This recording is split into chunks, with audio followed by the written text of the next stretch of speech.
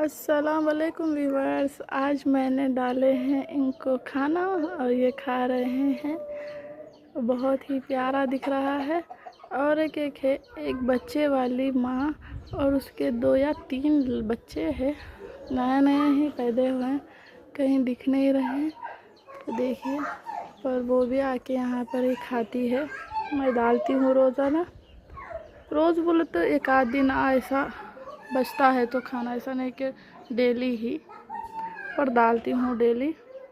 और डेली ही कहा मैंने, सॉरी, पर डालते हैं।